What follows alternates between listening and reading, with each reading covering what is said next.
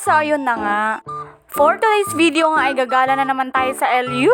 Gusto mo yarn? Tapos ayan, nag-stop over muna kami dito sa Bambang yata to para kumain. Tapos, nung makarating kami ng San Jose ay nag-stop over ulit kami. Kasi naman mga be, ang layo pala ng biyahe. First time ko nga rin magbiyahe ng ganong kahaba. Tapos ayan, nandito na kami sa Bawang, La Union. Dito nga kami sa Blue Water Beach and Resort. Ang ganda nga ng view dito mga be dahil nga mapuno. Ang ganda nga sana magdrama-drama dito kaso Diyos ko naman umuulan-ulan. Tapos syempre nakikita na naman yung mga bata ng swimming pool tapos may palaruan. O di happy na naman yarn. Pagdating pa nga lang namin gusto na nilang maligo.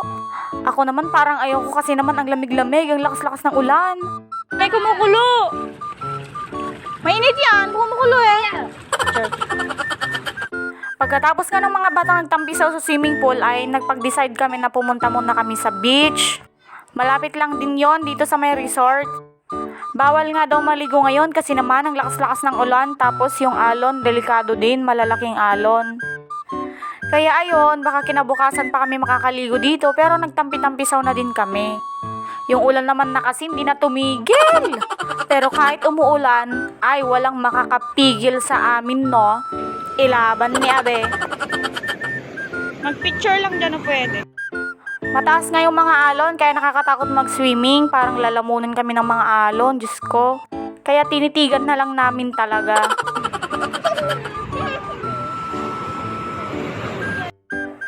Kahit ang taas ng mga alon, ang peaceful pa rin niyang tignan. Alam mo yung tunog niya parang nakaka-therapy? Kaya ikaw, be, kung wala ka ng ganang mabuhay, Diyos ko, pumunta ka lang sa dagat. Pakinggan mo lang yung alon, charis. Gandang beach. Kami naman mamaya. Kumukot. Parang nakaining ka, boy. Pagkatapos nga namin dun sa beach ay pumunta ulit kami dito sa may resort.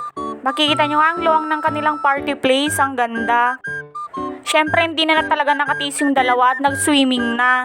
Kahit sobrang Samyang. lamig. Trying samyang.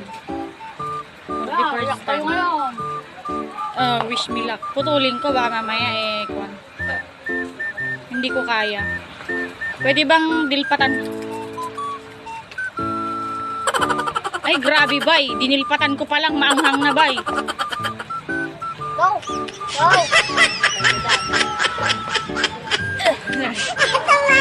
Ay ang anghang.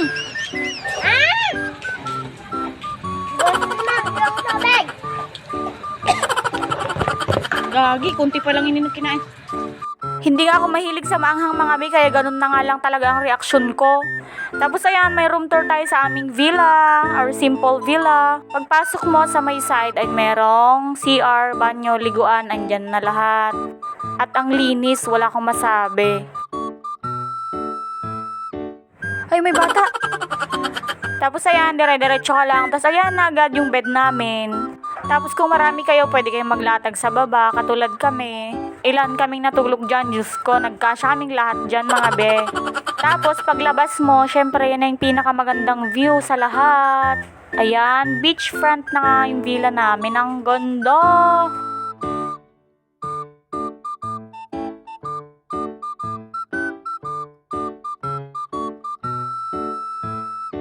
Tapos ayan, nasilip ko na may mga nangingisda doon, no? Meron din pala silang maliit na terrace dito, pwede kayong mag-inuman, pwede din kayong kumain dyan para 'di ba nakikita niyo yung beach habang kumakain kayo. Perfect! Tapos nakita ko nga yung mga bata, na-curious ako kung paano sila mangisda sa dagat. Mangisda sa ilog pwede ako, pero pag sa dagat parang di ko alam. Syempre, laking ilog tayo, ganun, hindi tayo laging dagat. Tapos ayan, nagpa-video ako sa anak ko na kunwari nagsusulat. Sinulat ko yung pangalan niya. Medyo wala na nga din ulan dito, pero makulimlim pa din.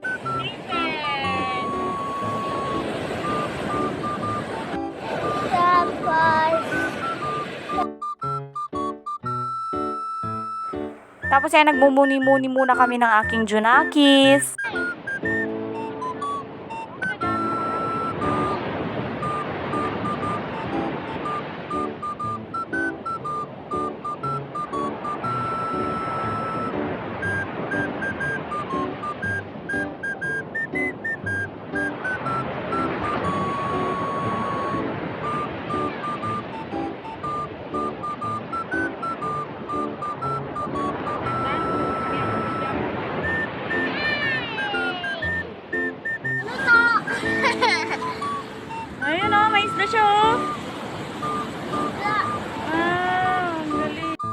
Gabi na nga din to mga be, kaya ayan, kakain na kami.